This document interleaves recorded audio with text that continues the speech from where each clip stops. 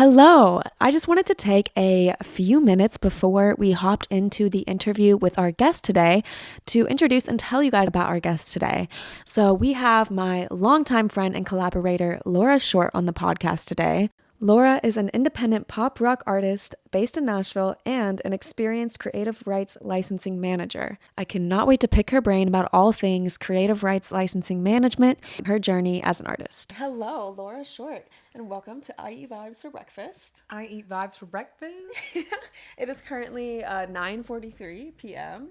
We should make some like chocolate chip I know, pancakes we or should. something. It's musician's breakfast, though. It's like the start of our workday now, right? It's never a bad I'm time joking. to have We already breakfast worked for dinner though. all day. Yeah, Or exactly. just- Breakfast for dinner, gas.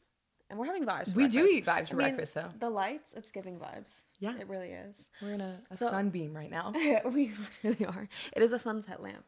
So there is that. Thank you so much for coming on and being a guest. One of my very first guests on this podcast. Oh, thanks for having me. I remember when you were coming up with the concept for it and printing a mug that I have my coffee out of very regularly. It's a great mug, by the way. It's a big mug. Yeah. It's dishwasher safe. We can plug microwave those safe. later to all the listeners, you know. We can. We absolutely can. But yeah, I remember when it was just a mere thought. So it's so fun to be here and be doing it finally. Well, we've known each other for a while. I was just thinking about that when I was talking to someone about coming on here and doing this. If it's been like 5 years, was it 2019? I feel like it was. That seems right. I was Because that's like, definitely the it's year we like went she to was just a Common wee Ground. babe. I know. We met just so randomly. Yeah. I met with my attorney, who I've never met with from this day forward. Everyone should get an attorney. Just let's put this out here. Yeah. Neither of us are attorneys. Attorneys. No, No, we're not a no, lawyer at all. Not at all. We are not lawyers. I'm Have a not lawyer. an English teacher either. But yeah, I like met with her, and then she met you that same day, and I just so happened to be like Yeah. confiding in her that I needed more friends, and she was like, "Well, I met this cool girl." Yeah. Well, I was clicked. doing licensing administration for record labels at the time and went to a women in music business event that was put on Go by women. the ladies who started the Bluebird Cafe. And amazing. we were just sitting at the round table discussing and stuff. And she said that she had a young female pop artist that was just here, you know, and was looking for more other, you know, People. boss females to get connected with. And, you know, we haven't looked back since. No, we have not. Shout out Denise Denise, Stevens, yes. Loeb and Loeb. Yeah. So We love you. We love strong women in the music Yes, business. we really do. Yes. I think in 2019 is when we went to Michigan and did Common Ground Music Festival together. You Yeah, helped me out. It was a fast friendship. it Yeah, really we were was. just like, let's just. We're gonna do it. Let's go. You helped me pass out those little cards that I have for festivals. So I have Yeah. these cards, and it's kind of like a template, and it's like, come by, like bring this card for free merch. I always give away like stickers or buttons That's or a whatever. great way to And meet there's- new fans. Yeah, It is. And there's like a space for me to like write like at this stage at this time, because I was doing a lot of festivals, which Yeah. like day of the festival, I had like 4 it's people all write like on these ground cards. marketing. You got to Yo, get your people we're out on there it. and be like, hey, come It get. worked, You say though. free stuff to people, and they're like, what? Where? I know. And I'm just like, oh, that's cool. Like she came up and like gave that to me. Yeah. And definitely like the best idea. So if you play We're festivals, boots on the ground marketing. You know, we're Yeah. literally entrepreneurs, bootstrapping it out here, stomping the fields, be like, come to our show, day please, of. please. It's like 10 minutes before, be like, come to this tent. Like, yeah. Oh wait, seriously, You be got like to. that. Okay, so every episode we start with a tea of the day. Okay. Tea. So we We have are our drinking literal tea. tea of the Yes, day. oh my gosh. We just prepared it. Hopefully it's good. I just tried to it. drink. It's delicious, actually. It's the perfect temperature. Oh my goodness. Wow, I'm impressed. Okay, so let's plug it. We have this Tazo Green Ginger Tea. They really took it up a notch. No, huh, they did. as Okay. say. They stop. I see what you did there. She read ahead. The flavor notes here today are take it up a notch with a bright green tea blend with a kick of ginger and a sweet note of pear. Took it up a notch. Kicks at the back after the ginger. You got the peach forward. But it's not too okay, a lot of ginger Aroma. teas are abrasive. It's not too like floral as some of them are. It's just and the ginger's not I like hate zapping an overly you. floral tea. I got this one tea called Flower Garden one time. I don't know why, but I just was like, I'm going for it. Flower Garden.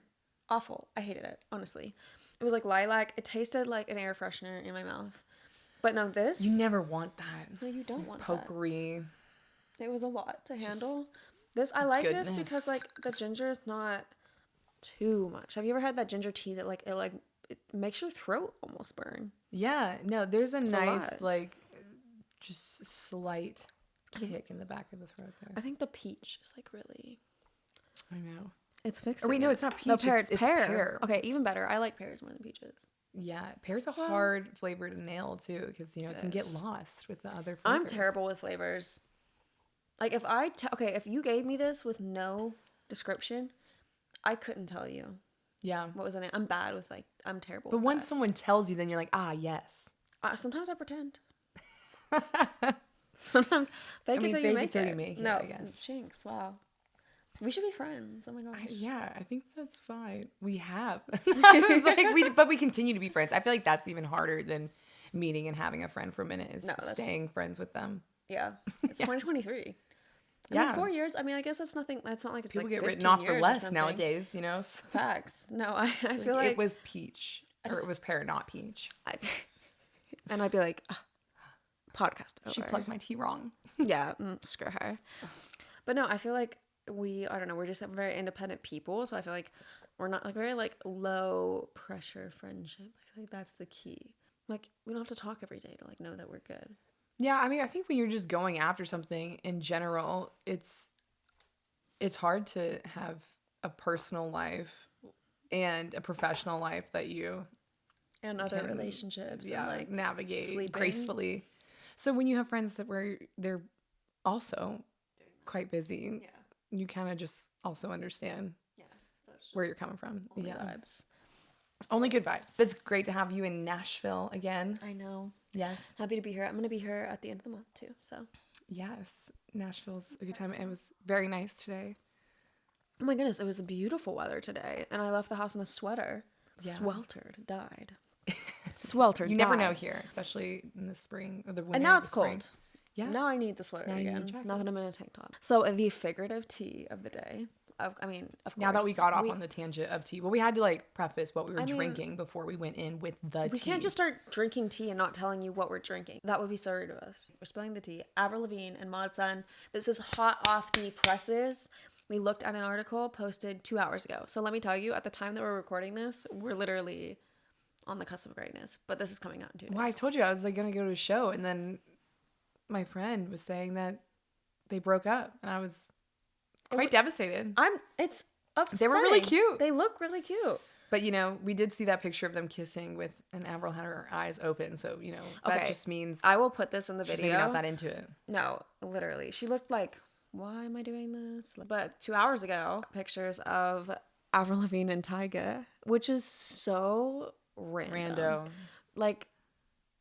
What?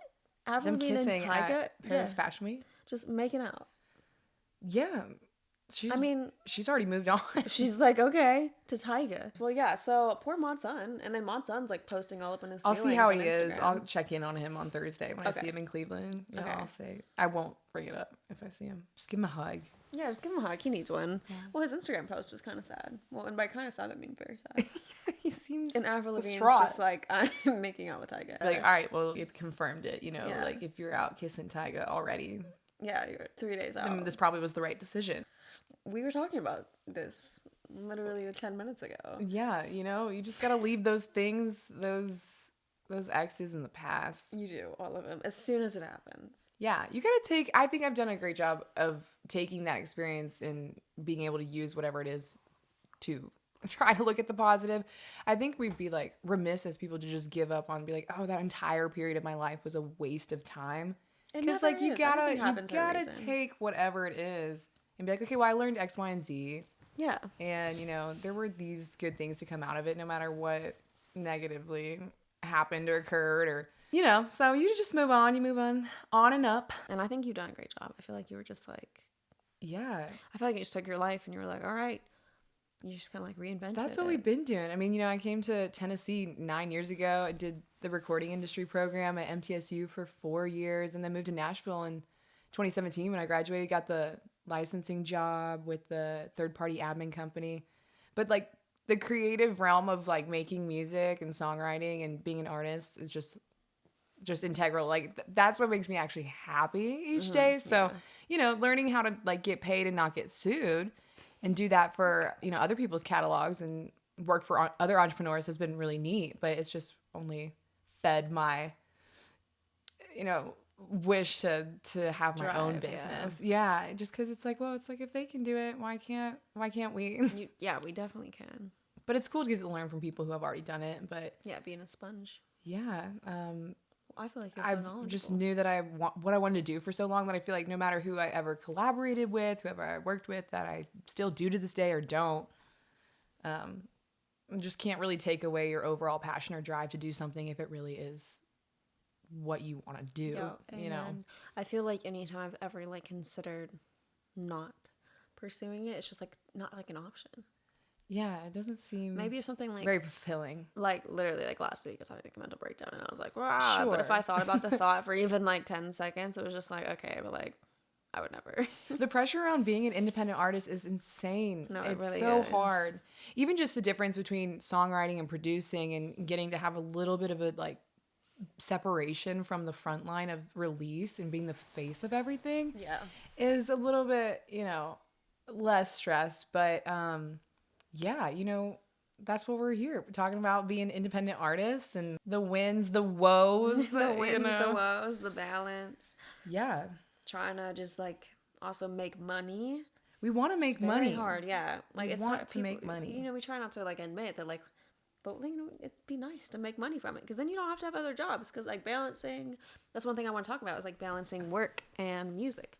Because realistically, for a lot of independent artists, you gotta work. You like gotta have another job. Shout out to all the people working 2, 3, 5 jobs just to make their dream happen. Yes, exactly. I own a landscape company. Yeah, I have a day job. You gotta have like the random stuff. I do a podcast. So the day job for me is doing license management for creative rights for record labels and publishing catalogs. And so I currently do the mechanical, DPD, sample, and new media clearances for a creative rights management company. So that's the day job, which you're expected to be there at least. So involved. You're 8 hours and go eat, but we typically just don't eat. We'll probably just sneak away to the studio just to like talk to people recording instead of eating, and then go get a coffee and a bag of chips and then be like, back to the computer. And then we come and we go get our dogs and we come to film podcasts, and then we're doing that. And then we eat dinner at, whatever time we can stop. That's real life of balance. Yes. But no, I just slept a ton after going into the studio too, of just, having a day job. Thank goodness for something like that. You can get like something like PTO. So I was able to go into the studio and record 5 new songs, which was amazing. But then just after that outpouring of the creative energy, I was like, no one talked to me. Like I'm going into a rock, not into a rock, maybe into a rock, like Patrick, under the rock, wherever. Just, I have no response to anything. And I haven't even like opened up those mixes yet because it hasn't been like a week. I'm just like, all right, separation, like take a little because you just kind of like you go through like an adrenal rush almost of just like it feels like a high of just like this is amazing of just like doing what you love and it coming out like in the way you thought it would. And then you're like, we did it. Like as soon as you cross like a mini finish line or get to like a plateau on the hike where you're like, it's so beautiful out here. And then just crash for a second. So yeah, you got to get the naps in. You do have to. You can't be going out to all the networking things. You got to network. You got to do the things, but like you got to learn when the night just should be a movie night or something. Yes, you definitely have to have that, especially to nurture your other relationships because you need that support. Yeah. Do you ever like get anxious to like if somebody sends you a mix to listen to it? Yeah, I've learned to put my demo ears on for like when I'm beginning a song because that really cringed me out at the beginning of the whole process of learning how to be a recording artist from being a songwriter. Like in the last like 10 years of really understanding what it would like be like versus my like idea of it as a kid. Mm-hmm. And then being like, it just doesn't sound right. It's like, yeah, because like EQ and compression and like just all these things that I had no idea about as like audio engineering.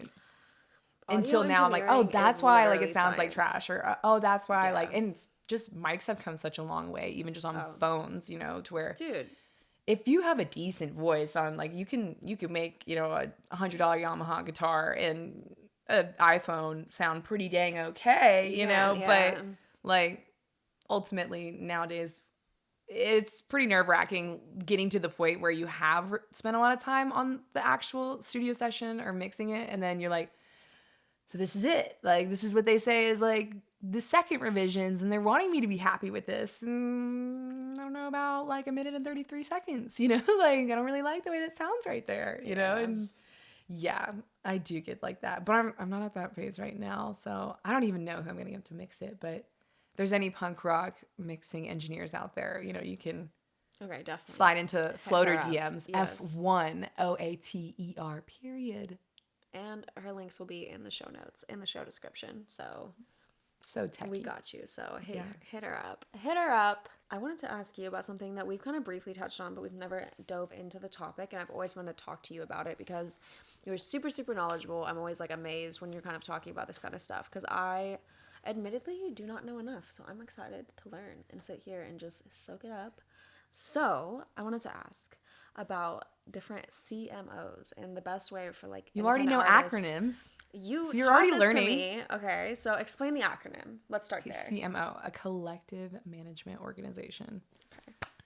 Everybody, CMO, collective management organization. We're off the clock, but we're just gonna plug knowledge anyways because it's good to know because it all is applicable. That's why I wanted to go into a job like that because I was like, well, surely this will just help me as an independent artist, right? It will, and it has. You know, the exposure of what it's like to be an independent music publisher or independent artist is a lot to like gather of knowing like, well, where is my song probably showing up? Like I get like 80 icons on my distribution site and like, how can I collect money for my sound recording or my song? Your collective management organizations are anywhere that's going to give you any money for any of your songs. So and that's what we want to, again, we want to make money. Yeah, we do want to make money. And then the second just disclaimer is that I'm not a lawyer. Again, we're just going to put that out there. Yeah, we are literally just like we're just girlies talking the music biz. Yeah, so consult lawyers like from a real life experience. Don't just only take our word for it. Yeah, Google it maybe. I don't know.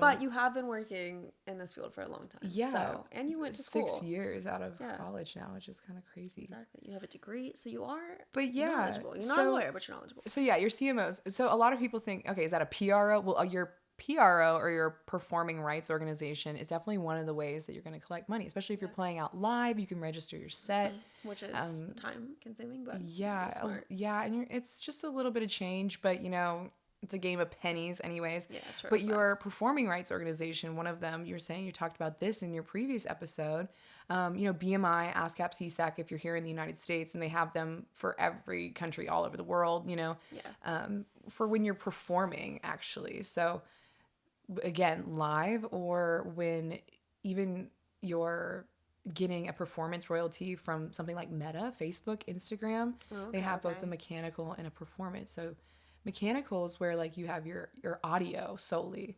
So that's when something's recorded. And so then there's another CMO that's called the MLC, again with the acronyms, which we'll tell you what it is. It's the Mechanical Licensing Collective. And they were, you know, the entity that was created when we had the Music Modernization Act, you know, get passed in 2018. And they created something to be able to collect the publishing streaming audio monies from the digital service providers or the DSPs. Another acronym. Take a sip of tea for every acronym that we list. Tea drinking game. But yeah, they're going to collect all your publishing or your song monies. And so then your distribution site is going to collect all the sound recording royalties for your actual music, what you're hearing. So yeah, there's two separate rights there. And I think a lot of people sometimes don't even notice that they have both the song as a composition and a copyright. And then you have your sound recording, which is like your master. And it has that ISRC or International Standard Recording Code, another one. And then your song actually, when you register it with your PRO, which is another, you know, great reason for just having one. Everyone should really have one. So if you don't, you know, BMI is free to join, but ASCAP's not even that much expensive. CSAC is private, so you'll have to rub some shoulders if you want to get into that one. Isn't BMI invite only? No, they're both public. They're both okay. Like government, right. you know, like just something that BMI is a bit more recording focused and ASCAP's a bit more like songwriter focused. Right. But those are all just the opinions. ASCAP Expo, little side thing. In 2019, and I thought it was super, super beneficial. I had a one-on-one consult with somebody at the ASCAP Expo, and he was an A&R at Atlantic Records, and I ended up like working in the studio with them for a few days. So I felt like that was Yeah. and valuable. Well, I That's a actually really great met networking. your lawyer at ASCAP that's where the Women in okay. Music Business Nice. luncheon was being held. Yo, So shout out. yeah, I've been they're an great ASCAP for a lot of artist. things. Yo, I've been an ASCAP artist since I was 11, and I came off my first song. Yeah. I think it's great. I think it's always awesome to write with people who are part of different PROs too, just so you can see, like, if and when your song is out and you're getting royalties for something, you can compare, because you know everything has like some different rates for some things for different genres too. So it's good to see a diversity there, just to be able to compare, because we always want looking out for the little guys. You know, these big corporations. You really kind of have to be on your stuff to be able to like know. So that's why like knowledge is definitely power when it comes to independent artistry or just your own business at all. But music kind of has its own little like niches. It does. Yeah. Little niches. Niches. Yeah. We're getting there. Okay, so the So we MLC, talked- yeah. PRO, the Harry Fox agency, is that one Yeah. also? So the MLC's database is merged with HFA. Okay, that's what I was So wondering. they're collecting on the same info, and they exchange metadata, as they call it, regularly. Okay. It's just like the song info, when you got your like song title, who wrote it, when was it written, and you should always, you should register your song with the Copyright Office as well. Facts. Although that's sometimes a luxury of just an extra budgeted item that a lot of people just don't go out and do, but it is a good idea to also do that. But if you can at least put it on your PRO, then it exists somewhere. And there is this platform, SongGuard, that I've used, and it only costs a couple dollars. And it's basically like a workaround of like copyright. So you submit like the audio file, all that same information to like this place called SongGuard, and you get like a certificate or whatever. I guess the whole idea of having the copyright in general is that if you need some sort of like proof for legality. Like, Yes, yeah. Of any type of If somebody else were to like plagiarize it because they heard it or whatever. Right. So it's like, what do you have to back it up? I mean, people used to write on something, mail it, and then never open it until they were like, "Hi, I told you I wrote it, and it was stamped, sealed on this date," and like poor man's copyright nonsense. Yeah, which I've done that when I was a kid. Yeah, when I was 11. Olden days. But yeah, thank goodness we're coming a little bit into the Now new age. it can be like, oh, here's this voice memo. The laws haven't caught up with like the digital technology that we have today, which is why new media is such like a interesting market, because you've got new karaoke apps, or you've got this bike, which gives you an all-around artist experience when you're biking through the Mojave Desert. It is just like there's all these sort of random stuff that just like hasn't been written into like the US copyright law, or wherever for that matter. So publishers are constantly, just to this day, which is something that I get to look for our catalogs with some of my colleagues, of just, okay, do we want to take this deal? Like, do we want to be involved with this company who's doing this? And do we want to share our copyrights with, or our record assets with this person and take X percentage, because it's not like a standard rate. So like your mechanicals, when we used to be able to just sell CDs or vinyl, you would make, a per song flat unit, per sale. And now you're getting percentages of receipts with streaming. And so you're, at the mercy of these larger tech companies that make these bigger deals. And thank goodness, here's another acronym for you. NMPA, the National Music Publishing Association, lobbies on behalf of writers in general. And then there's the AIMP, the Association of Independent Music Publishers, who definitely is advocating on behalf of smaller writers or pub houses, to be able to just have a seat at the table at those types of settlements when, something like Roblox or TikTok actually is willing to come to a negotiating table and say, okay, like, to use your media or your copyrights, we will give you X, because we've already been exploiting it for X amount of time, Yes.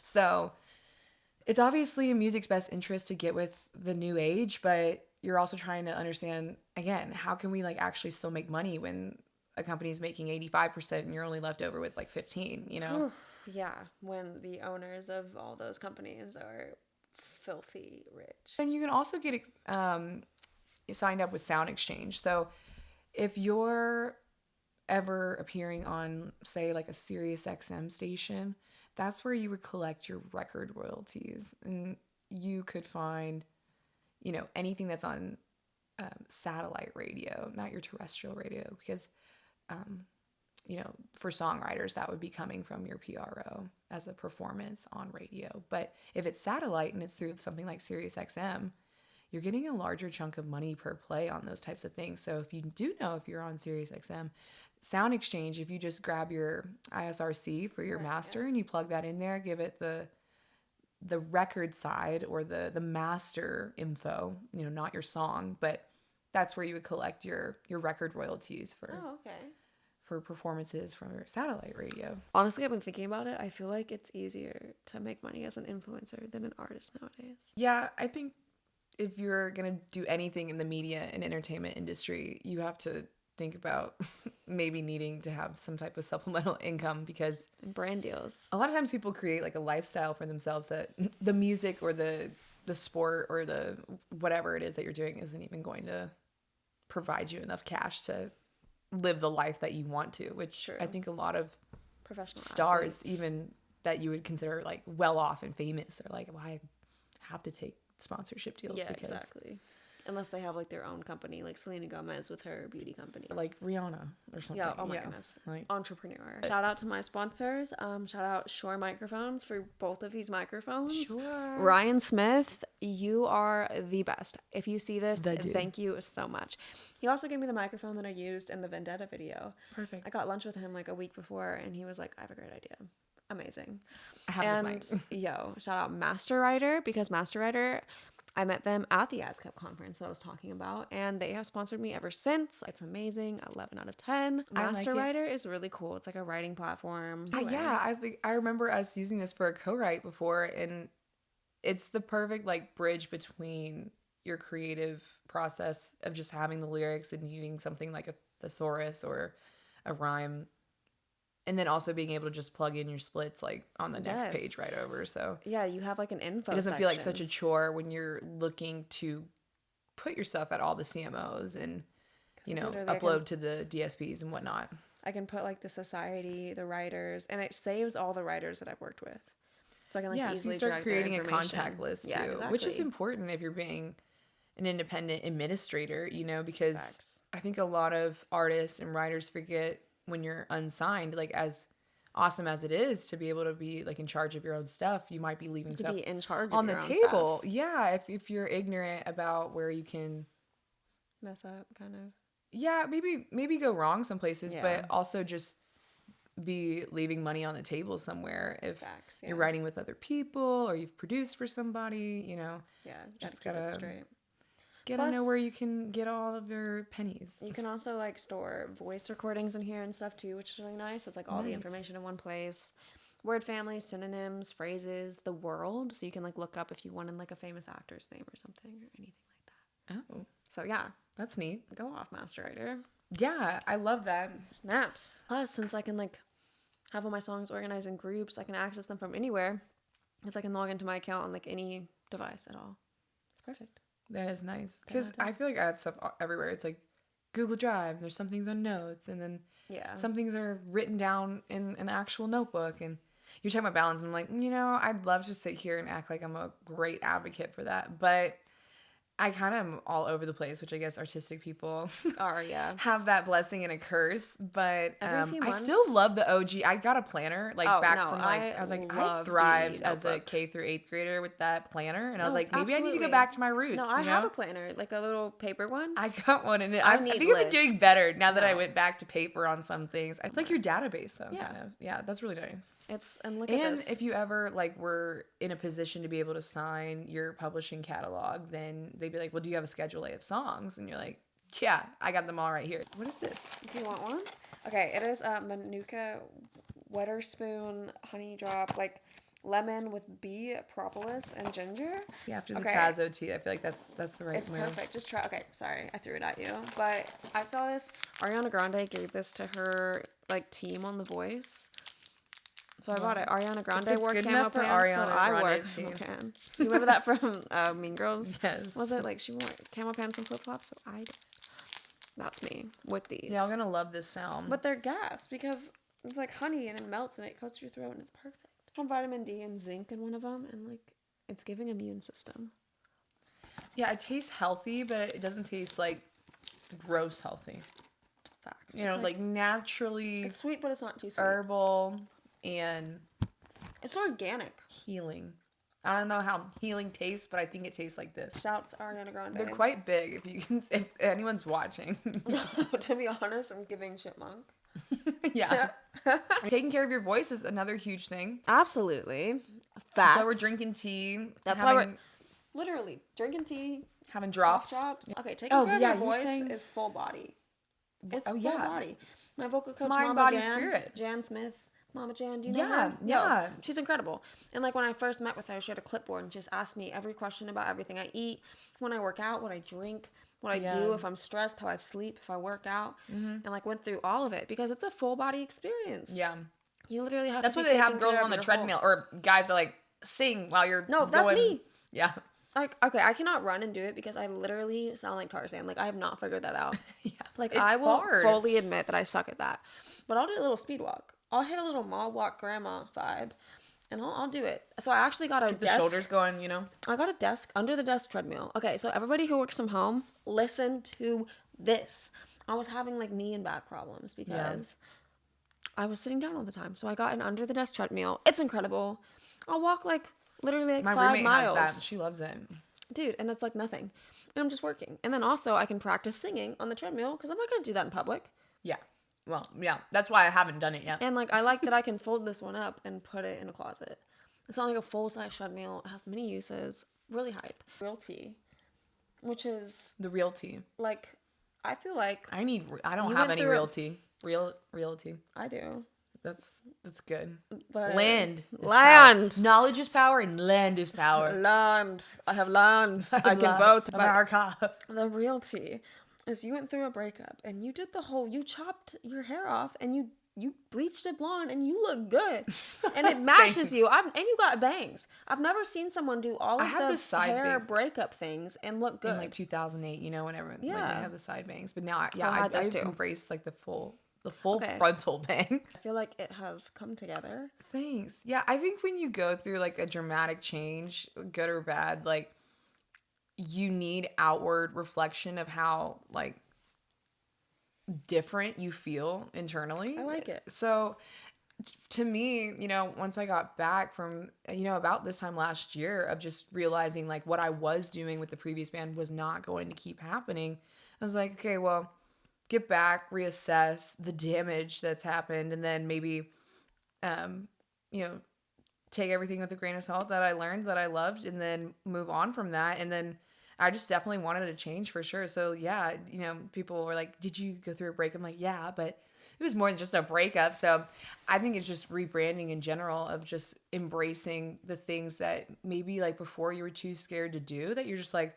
okay, well, because I hit this point or threshold, like, why not just go for this and like really have fun with it, or embrace the inner, like, just adventurous spirit of like wanting to have fun and like be myself or be able to express that in any way I want. And so, yeah, digging into all the rock roots of just alt, emo, grunge, and pop rock, like really led way into like the next project of songs that I got to release Cardboard and its music videos out. So f1oater, you know, and just not wanting to go under just Laura Short as a person of just being folk, like, or it's like rock, more indie, alt rock, for sure, with a little bit more country influences of just being in a duo. But you know, getting to work on my own, you know, you have full discretion to go in the direction that you want with people supporting that. And so the main goal is to bring your vision ultimately to life. So it's been refreshing to be able to do that and get to lean more into those like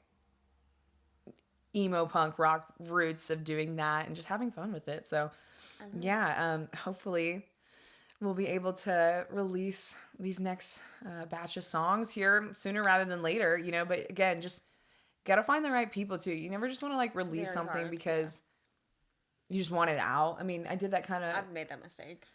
Yeah, and like I like what's out there and stuff like that. You know, I also think it's a mistake to just like take down your stuff because you're no longer in a group or you don't like it anymore. And okay, I have taken things down. I mean, it's if you want for your I'm a own sinner. brand thing. Yeah, I'm a sinner. You know, it's up to your own discretion. It's just like it may or may not still be making money. You know what I mean? So it's like somebody out there may still really like it. I'm gonna play devil's advocate because I feel like maybe other people like it But it just bothers me that, like, I don't know. I don't feel like it's, like, putting my best foot forward. Because I removed a whole totally. EP one time. I love the cover. And, like, even, like, Nate, like, he mentioned that he used to work out to, like, one of the songs or whatever. And, like, he was sad that it was down. I mean, I guess you should have bought a CD. Yeah. I still have them. I have hundreds. That is the advantage of physical. Hit me up, bro. I've got hundreds. Yeah, so you can only get that song exclusively on physical CD. Raid my garage. Don't do that. Just message me. Don't do that. I'll send it to you. Don't raid. She'll send you a Don't CD. rob me. Jeez. Don't do that. I'm playing. It's tough times, but shoot. I'm glad that you mentioned that because I was just about to ask what you've got going on next. I know you're wrapping up recording, but what should we, like, plug yourself? Like, come on, tell us your socials, tell us your vibes. Yeah, I mean, I will be playing here in Nashville again here soon. I played the Cobra a couple times and been, scoping out the alt rock, punk rock scene here, which has been really great. Nashville's not just a country place for sure. Say it again. Keep your eyes open for those pop artists, the R&B hip hop scene, the lo-fi scene. Yo, it's coming up. All sorts of rock genres. It's labels insane. are moving here. Yeah, fashion. Nashville is a ton of other industry. Architecture, parking businesses. Yeah. Charging $50. It's terrible to park in Nashville. But I am playing, I think parking's free, don't quote me, at the Springwater Supper Club and Lounge. It's the oldest bar in Nashville. It's right by the Parthenon. Yeah, that's so nice. My band f1oater will be playing there. f1oater. Period. f1oater. Period. Okay, but your Instagram handle. It's f1oater.me, but the... Okay. The what would be an L in f1oater is a 1 because, we just love being extra. No, it really led way into the branding and like the SEO or the search engine optimization. Ha! You guys thought we were done with acronyms. We're back. Take another sip of tea. Search engine optimization is important too. Like, creating a consistent brand and having people tag you for your shows like that. Absolutely. Creating all the posters and stuff. So it's also important just like in your posts. That's why, little social media tip, like, not to repost videos from TikTok to Instagram because Instagram hates it. Never use the watermark. AI knows, but also they will find you. But like if you use the text feature on Instagram, like the captions are so easily generated. Yeah. Like that is SEO essentially because it's search engine oriented. Yeah, all like Instagram and TikTok, they're search engines. Yeah, you can look stuff up. Just put the caption on. So like your put video. the captions and so they actually care more about the text in the video than about the captions. They're both important, but just make sure you're putting like keywords in there. Yeah. And YouTube and everything, SEO is so important. People definitely overlook it, especially like I have something like pop artist or something in my name on Instagram, and that's important because if people look up like singer songwriter whatever, that's true, so it comes up. So it's very search engine oriented. Yes, it's hard to say with these fabulous cough drops in our mouth. I know. Okay, but they're melting. They're getting smaller. It's doing exactly what it said it would do. No, it feels great. I'm talking coating louder, the throat. like it's happening. Yeah, I feel good. Shout out Ariana Grande. We're Do you know she talks up? like really light? I can see that. That's kind of like how she it's like how Michael Jackson talks. It's because she just doesn't want to she wants to save her voice. But isn't like whispering like harder in your voice? Is that a myth? I don't know. We'd have to look that up. Okay, one time, this is so toxic. I was in a session, not toxic, but I was in a session with this guy Pio and his girlfriend Maya, and we were talking about have you ever heard the rumor?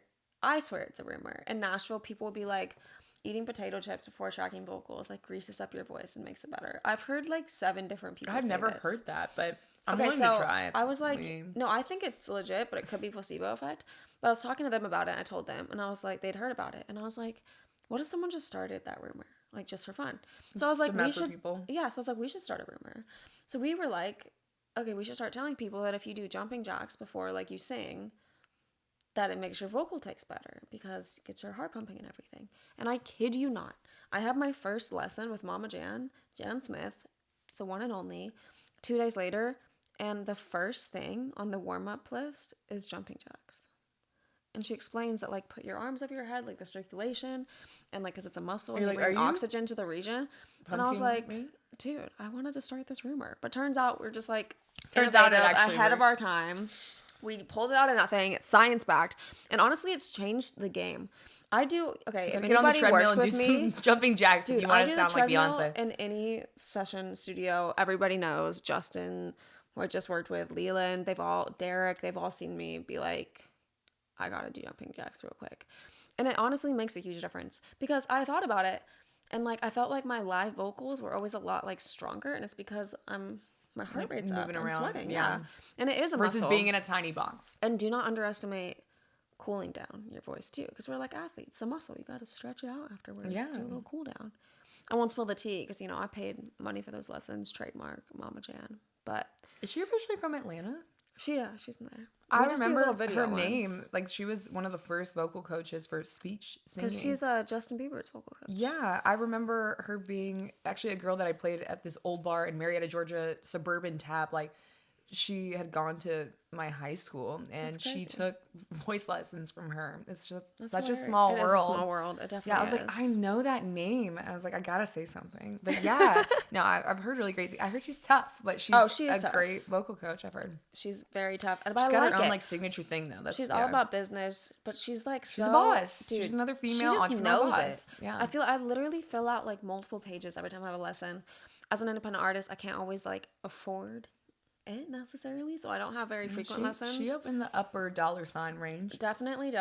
You're going out to a steak dinner of vocal coaches. No, literally. She's definitely worth it. It's amazing. Every singer should have a vocal coach. You have to be warming up. You cannot at just least be getting on those YouTube videos and being like, oh, yeah, you gotta do your ahs, your everything. Yeah.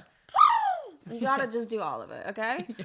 Or else, okay? You won't be singing for very long. So, talking about longevity. Yeah, you gotta take care of them pipes. You do. Well, thank you so much for coming on my podcast. Hey, I think we've had a good time. We've done a little bit of professional, talk. We taught some things, but we're just shooting the old, what do they call it? Bull sharky.